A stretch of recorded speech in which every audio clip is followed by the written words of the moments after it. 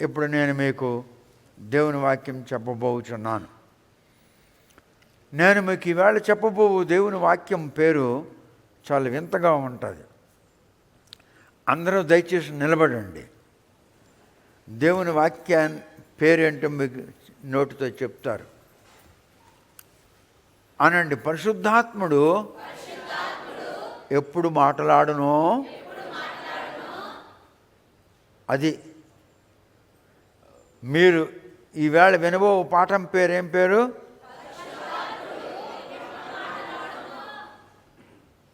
When the Holy Spirit speaks. Say again. Again. This is today's your lesson.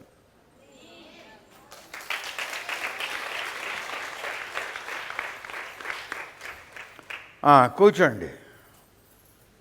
కూర్చొని వినండి. పరిశుద్ధాత్ముడు ఎప్పుడు మాట్లాడునో అప్పుడు ఏమి జరుగుతుంది?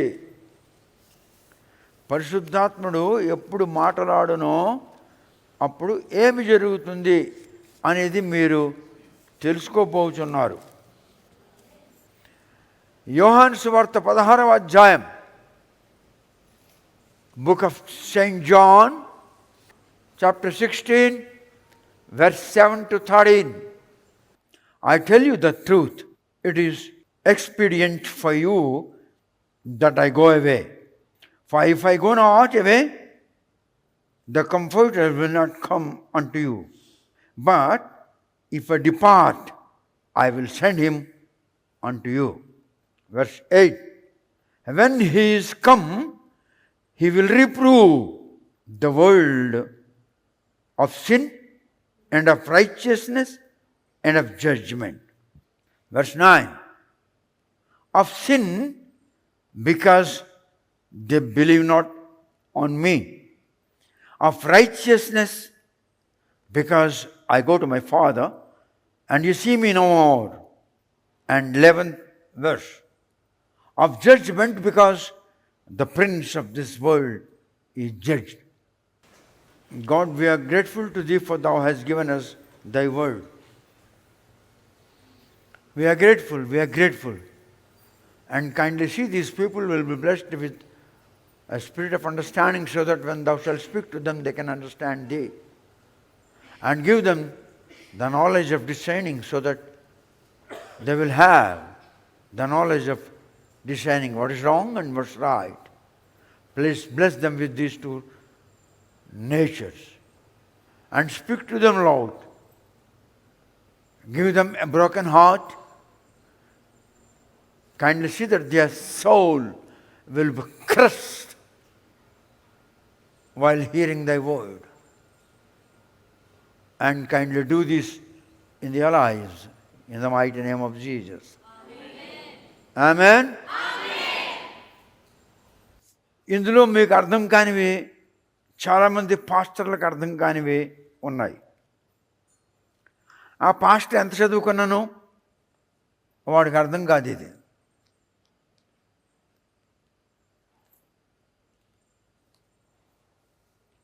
వాడికి ఎన్ని డిగ్రీలు ఉన్నాను వానికి అర్థం కాదు. మీకు తెలుసు కదా, నా 80వ రోజు పుట్టిన దినము సందర్భంలో మెడ్రాస్ నుండి ఒక ఆయన వచ్చాడు, PhD స్కాలర్. 2 బైబిళ్ళు నాకు ఇచ్చాడు, పి మదన్ మోహన్ గారు. తెలుసు కదా.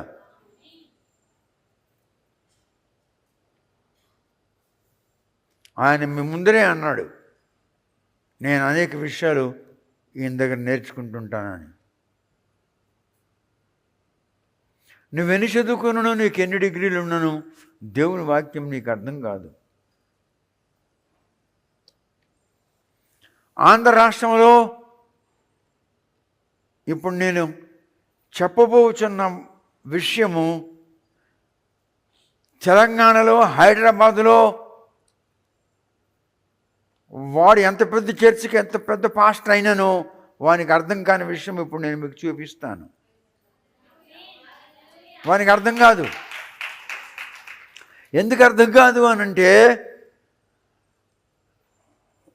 బైబిల్లో ఒక మాట మొన్న వారం మీరు చూశారు, చదివారు, విన్నారు. when the unction shall come from the Holy One, unction అంటే anointment అని అర్థం. చెప్పాను కిందటి వారం. I told you the meaning of unction. You might have forgotten. ఇంగ్లీష్లో unction అంటే తెలుగులో అభిషేకము అని అర్థం. ఇంగ్లీష్లోనే anointing అని అంటారు unction అంటే. If the unction comes from the Holy One, then it shall reveal you everything in the Bible. పరిశుద్ధుని యొద్ద నుండి ఎప్పుడైతే నీకు అభిషేకము లభిస్తుందో అప్పుడు ధర్మశాస్త్రంలో ఉన్నవన్నీ నీకు అర్థమైపోతాయని నేను మీ కిందటి వారం చూపించాను. నాకు కూడా ఇది అర్థం కాదు. నేను చాలా ఇబ్బంది పడుతుంటాను. ఇబ్బంది పడి దేవునికి అడుగుతూ ఉంటాను, నీవు నీ యొద్ద నుండి అభిషేకము నాకు అనుగ్రహించకపోతే నేను ఏ విధముగా అర్థం చేసుకుంటాను? నేను అర్థం చేసుకోలేకపోతే నేను చెప్పలేను కదా. కొన్ని సంవత్సరాల కిందటి నుండి ప్రార్థన చేస్తున్నాను. సుమారు 40-42 సంవత్సరాల కిందటి నుండి ప్రార్థన చేస్తున్నాను. I'm praying from the last more than 42 years. Give me a special unction, a special anointing. If thou shalt be pleased in order to anoint me, I can understand the scripture. Otherwise, I cannot understand. If I can't understand, how I can teach your people? This I started more than 42 years back. And still I am praying that.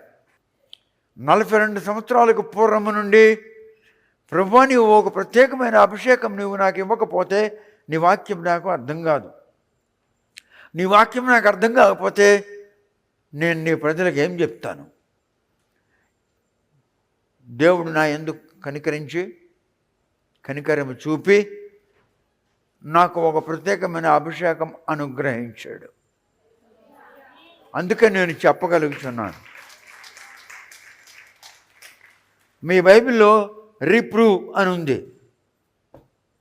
రీప్రూవ్ అని బైబిల్లో ఉన్న పదానికి అర్థం ఏమిటంటే ఒప్పించుట, convict అని అంటారు ఇంగ్లీష్లో. బైబిల్లో ఈ మాట ఉంది, రీప్రూవ్ అని ఉంది. 8వ వచనంలో వెన్ హీ ఈజ్ కమ్, ఎప్పుడైతే పరిశుద్ధాత్మ వస్తాడో he will reprove the world of sin. He reprove the world of sin. ప్రపంచానికి, లోకమునకు తన అతిక్రమమును, తన అపరాధమును అది ఒప్పించును అని దాని భావము. ఈ మాట ఇక్కడ ఉంది 8వ వచనంలో. రీప్రూవ్ అనగా కన్విక్ట్ అని అంటారు. కన్విక్ట్ అనే పదం మీ అందరికీ తెలుసు, రీప్రూవ్ అనే పదం తెలియదు. I will tell you, I will reveal you, I will open the revelation of the word from the Bible which thou art going to hear from me. You are great people. మీరు చాలా గొప్ప ప్రజలు, జనాంగం, గొప్ప దేవుని యొక్క జనాంగము.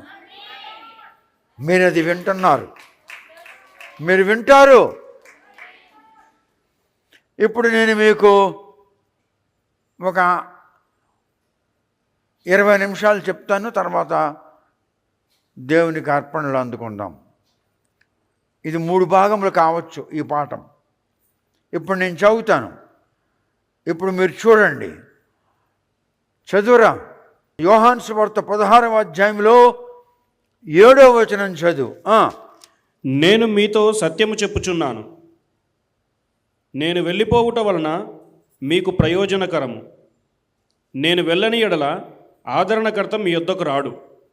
నేను వెళ్ళిన ఎడల ఆయనను మీ యొద్దకు పంపుదును. I tell you the truth. It's expedient for you that I go away. For If I go not away, the Comforter will not come unto you. But if I depart, I will send him unto you. 8వ వచనం చదువు. ఆయన వచ్చి పాపమును గూర్చియు నీతిని గూర్చియు తీర్పును గూర్చియు లోకమును ఒప్పుకొనజేయును.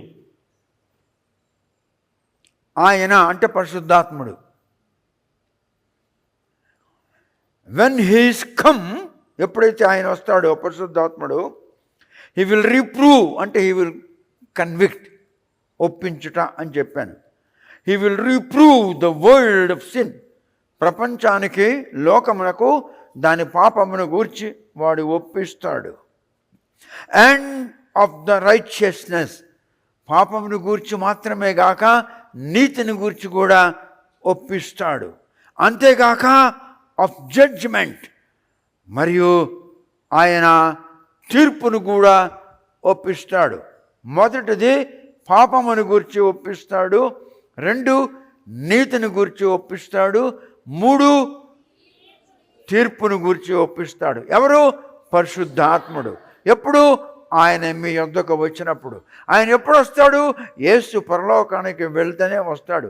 యేసు పరలోకానికి వెళ్ళిపోయాడు కనుక ఆయన్ని పంపించున్నాడు.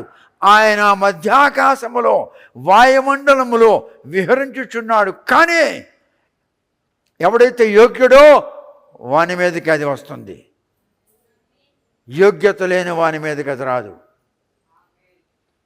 If you are worthy enough to receive him, he shall come unto you and he will reprove you about your iniquity, about righteousness and about judgment అని అంటున్నాడు. Now let's read verse 9. లోకులు నా యందు విశ్వాసం ఉంచలేదు గనుక పాపమును గూర్చియు నేను తండ్రి యొద్దకు వెళ్ళుట వలన మీరిక నన్ను చూడరు గనుక నీతిని గూర్చియు ఈ లోకాధికారి తీర్పు పొంది ఉన్నాడు. Of sin, because they believe not on me. Of righteousness, because I go to my Father, and ye see me no more. Of judgment, because the prince of this world is judged. ఇప్పుడు నా please here me very carefully, జాగ్రత్తగా వినండి. They believe not on మీ. 9వ వచనంలో they believe not on me. Your unbelief, they believe not on me. Your unbelief is sin for you. నువ్వు వాక్యం చదువుతున్నావు, నువ్వు వాక్యం వింటున్నావు, నువ్వు వాక్యం ధ్యానిస్తున్నావు ఇంట్లో. ఆ వాక్యాన్ని నువ్వు నమ్మలేకపోయినప్పుడు it will not be a big sin. అది పెద్ద పాపమేం కాదు, but it's a great sin. Unbelieving the word which you are studying, unbelieving the word which you are hearing from me,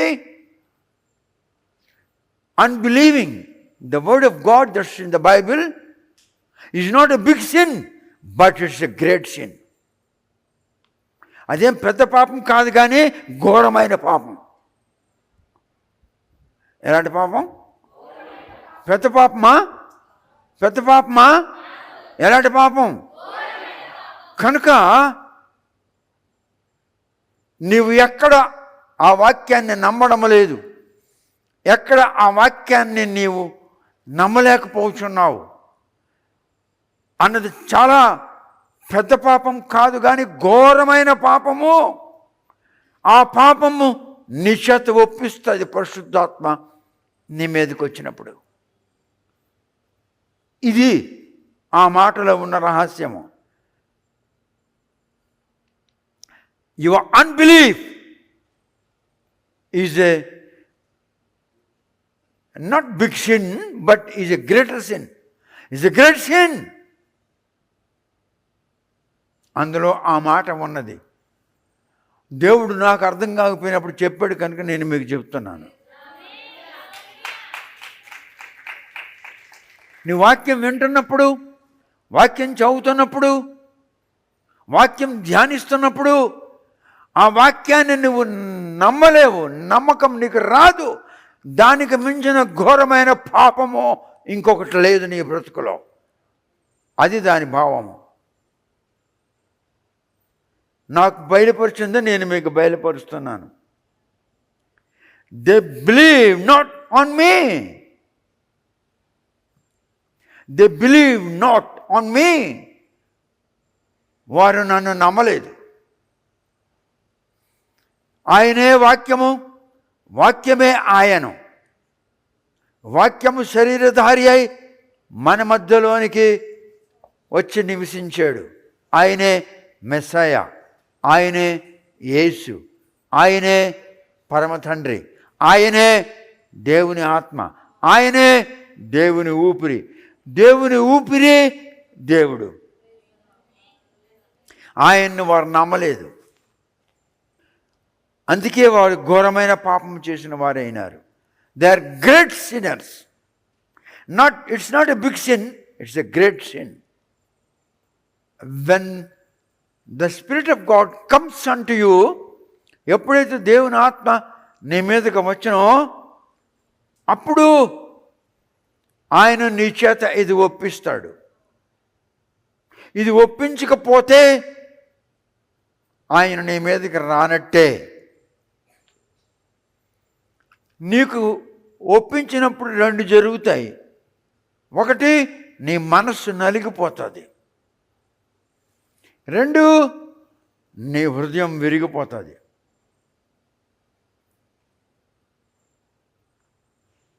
ఒకసారి విజయవాడలో సి నాగభూషణం అనే ఒక రైల్వే ఆఫీసర్ పనిచేస్తుండేవాడు. ఉన్నాడు, బ్రతుకున్నాడేమో ఇప్పుడు నాకు తెలియదు. వాళ్ళ కుమార్తెలకు కుమారులకు అందరికీ నేనే పెళ్ళిళ్ళు చేశాను. లూథరన్ సంఘానికి ఆయన మెంబరు. ఒక సందర్భంలో మాటల మీద నేను ఆయనకి అన్నాను, ఏమయ్యా నీ దశంబాకు నువ్వేం చేస్తున్నావు అంటే, ఫలానా ఆయనకి 2000 ఇస్తాను, ఫలానా ఆమెకు 200 ఇస్తాను, ఫలానా ఆయనకు ఇంత ఇస్తాను, ఫలానా ఆమెకు ఇంత ఇస్తాను. దశంభాగం నీదా దేవుడిదా అన్నాను. అంటే ఆయన జవాబు చెప్పలేదు. నేను అప్పుడు ఆయనకు చెప్పాను, నీ రాబడంతట్లో దశంభాగం నాది. ప్రభువుకి ఇయ్యు అన్నాడా, లేక ప్రభువుది ప్రజలకు పంచిపెట్టు అన్నాడా అన్నాను. He was an officer. చూసారా, డిసిఎస్ అంటారు, డివిజనల్ కమర్షియల్ సూపరింటెండెంట్ అంటారు పూర్వం. ఇప్పుడు మేనేజర్ కమర్షియల్ సూపరింటెండెంట్ అని డిజిగ్నేషన్ మారిపోయింది. అంత పెద్ద ఆఫీసర్, చదువుకున్నాడు. ఆయన కూతుళ్ళు, కొడుకులు, అల్లుళ్ళు అందరూ సైంటిస్టులే. వాళ్ళందరికీ నా చేత పెళ్లి చేయించాడు. నువ్వు ఆఫీసర్ అయినందుకు దేవుని వాక్యం నీకు అర్థం కాదు. నువ్వు సైంటిస్ట్ అయినందుకు దేవుని వాక్యం నీకు అర్థం కాదు. Because you have not received unction from the Holy One. You have not received your anointing from the Holy One. ఆయన యొద్ద నుండి నీకు ఆ అభిషేకం దొరికితే నీకు బైబిల్ అంతా అర్థమవుతుంది. అంతా అర్థమవుతుంది, ఒకటి కాదు, అంతా అర్థమైపోతుంది. నేను మీకు కిందటి వారం వాక్యం జీవించాను. ఈవేళ మీ పాఠం వేరు. ఈవేళ మీ పాఠం, ఎప్పుడైతే పరిశుద్ధాత్ముడు నీ మీదకి వచ్చనో అప్పుడేం జరుగుతుంది? ఎప్పుడైతే పరిశుద్ధాత్మ మాట్లాడునో, when the Holy Spirit speaks, మీ పాఠం ఇంగ్లీష్లో ఏంటి? తెలుగులో పరిశుద్ధాత్ముడు ఎప్పుడు మాట్లాడునో, తెలుగులో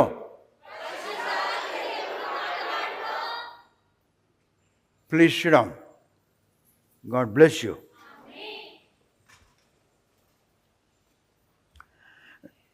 త్రీ థింగ్స్. ఒకటి పాపము, రెండు నీతి, మూడు తీర్పు. ఈ మూడిటిని గురించి ఆయన నీకు బయలుపరుస్తాడు పరిశుద్ధాత్ముడు. Truth about the sinner is a basic problem. He will never accept the truth. That's the problem of a sinner.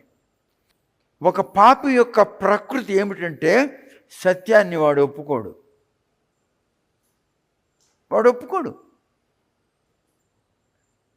See, I have not received any foul spirit, a wrong spirit.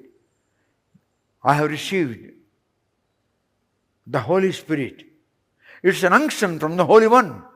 That's the reason why I can understand the scripture, why I can reveal you in details so that you can understand that. It's not an art. I'm not a philosopher. అది కళ కాదు. నేను వాక్చాతుర్యము గలవాణ్ణి కాను. పరిశుద్ధాత్ముడు తన కృపలో తన యొద్ద నుండి అభిషేకం నాకు పంపించి ఉండగా నన్ను క్షమించి, నన్ను కనికరించి, నేను చదువుతుండగా, ధ్యానిస్తుండగా, వింటుండగా, నేర్చుకుంటుండగా విషయములను నేను గ్రహించినట్లు నా పట్ల కృప చూపుచున్నాడు. కనుక నేను మీకు వివరముగా వాక్యాన్ని బోధించగలుగుచున్నాను. లేకుంటే నేను మీకు వాక్యం బోధించలేను.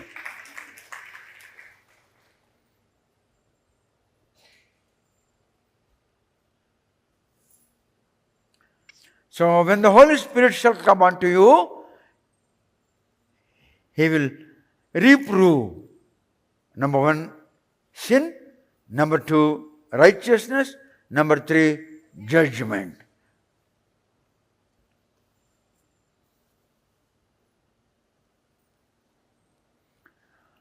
I pray God to give you the spirit of understanding. I pray God to give you the spirit of discerning. I pray God to give you anointing.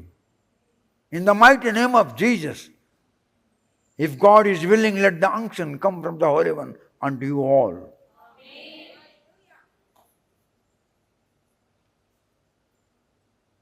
And God may give you the spirit of hatred, so that you can hate the foul thoughts, the foul activities.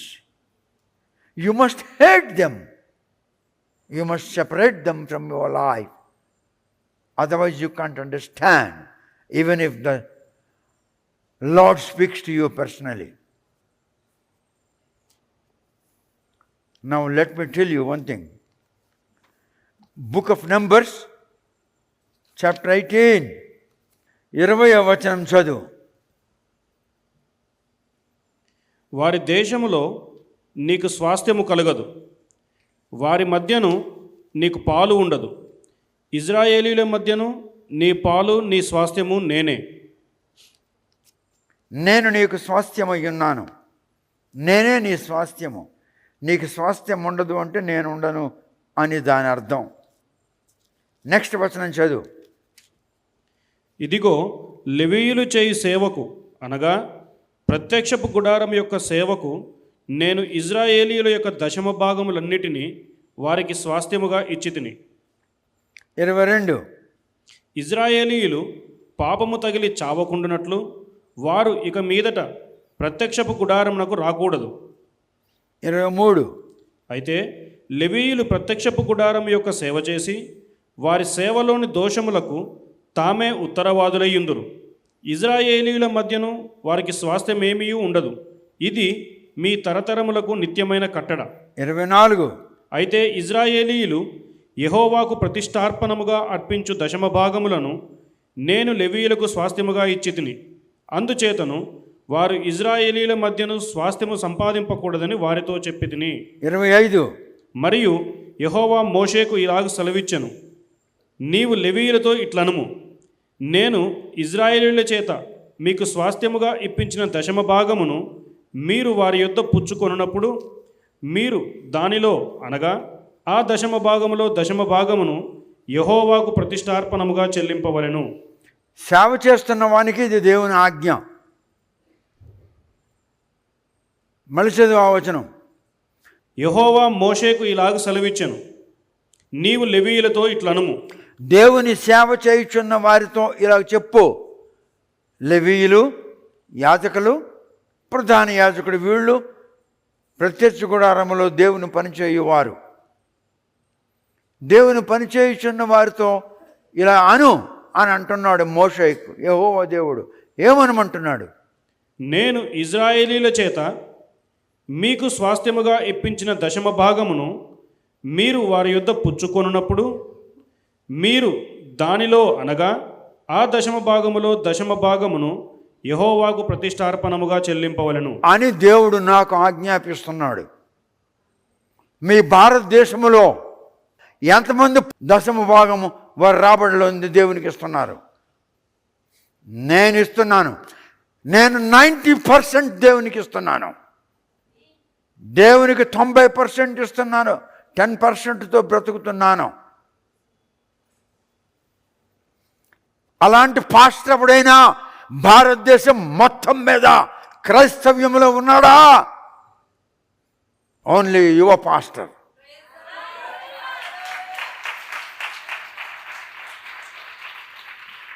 యూట్యూబ్లో పెట్టున్నారు వాళ్ళు. నేను ఒక అన్యుడను, విగ్రహములను పూజ చేసుకుని బ్రతికిన విధవను. నేను వాక్యానికి అనుకూలంగా బ్రతకగలిగితే మీరు బ్రతకలేరా?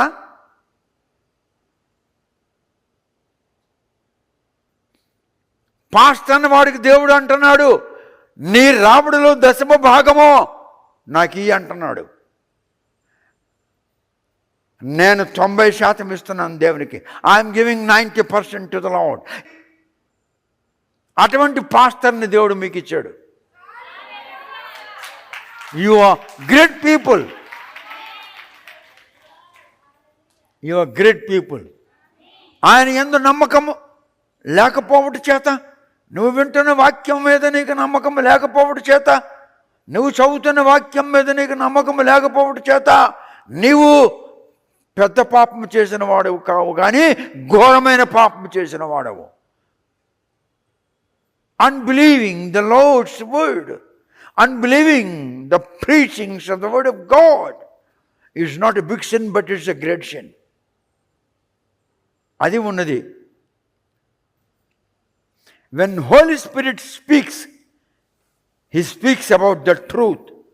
But when a sinner speaks, he cannot speak the truth, because speaking truth is a basic problem in the life of a sinner. పాపము చేసిన వాని యొక్క జీవితంలో సత్యము చెప్పుట అనేది ఒక మూల సూత్రము. సత్యము ఒప్పుకోలేకపోవడం ఒక మూల సూత్రము. దైవ ప్రియులకు శుభములు. Books sale. ఫాదర్ పరవస్తు గారు రచించిన 9 గ్రంథములు కేవలం 6,500 రూపాయలకే రిజిస్టర్ పోస్ట్ ద్వారా లభించును.